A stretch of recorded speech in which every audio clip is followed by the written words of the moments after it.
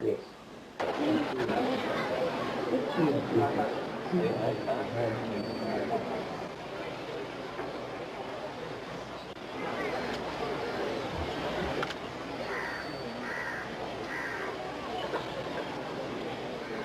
Each student receives a ladu, a sweet confection from Baba as a token of his love.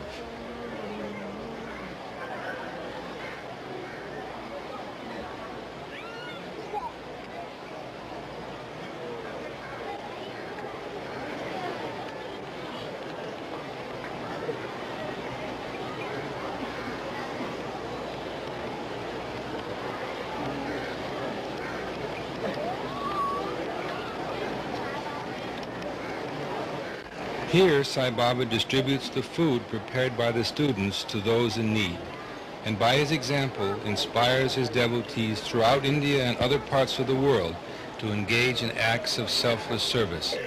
For as Baba says, the fulfillment of man's life on earth consists in filling himself with love of God and transmuting that love into acts of service, service of man who is the embodiment of God.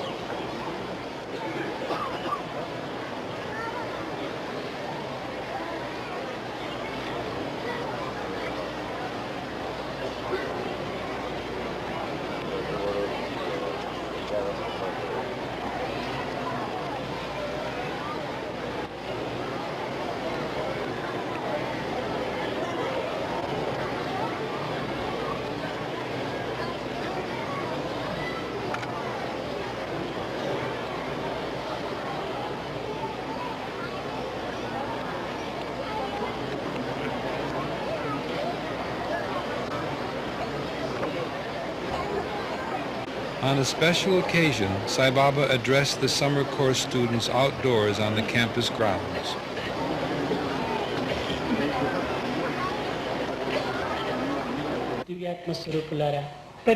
Embodiments of the divine Atma, by forgetting his own true nature and being carried away by the pleasures of the external world, which are but fleeting and superficial, and by trying to secure and experience such material pleasures, man fritters away his life. He fritters away his time. Is man able to secure peace by experiencing and obtaining these material pleasures? No. At the end of his life, he is dissatisfied and discontented. Man is becoming ignorant of the permanent being within him, which is truth itself, which is formless. He is reducing himself to the state of an animal and becomes demonic in the process. Ultimately, man comes to the end of his life without a sense of fulfillment because he has not been able to understand the purpose of it and his own true nature. What is the cause for this? He neglects the supreme code of conduct laid down before him, the code of Dharma, right action, that he has to follow. Man has forgotten that Dharma, the divine order, is at the base of everything, and that this Dharma is most important for his own character. The perfection of character by discrimination is the royal path for any human being. It is the very purpose, aim, and goal of one's life. The respect, honor, and dignity of the human race depends upon the character that is exhibited. Without it, the race itself would come to ruin. The improvement of character can indeed be called the hallmark of a human being. Only when morality and ethics range high in the set of values can an individual realize the divine Atma within. And the name for Dharma, the divine order, is love. Nobody can describe what love is or how valuable it is. The various ideas about love do not designate true love, which has no streak of selfishness, which never changes. Everything that is sacred and sanctified can be found in this true love. If it is furthered and nourished, that type of love will always increase, never decrease. There is no reason for this love. That true love, which is without reason, without selfishness, which never wavers or changes, but is forever full and total, that is the love of God. The ordinary love exhibited by human beings has a certain reason behind it. It has a note of selfishness in it, and it changes with the passage of time. Therefore, it is impossible for man who feel this human love to understand the love of God. Boy students and girl students, and you who have the cause of education dear at heart, what I mainly wish to convey to you today is that the love of a human being is totally different from the love of God. As I said earlier, your love is motivated by selfishness. It depends upon some reason and is temporary.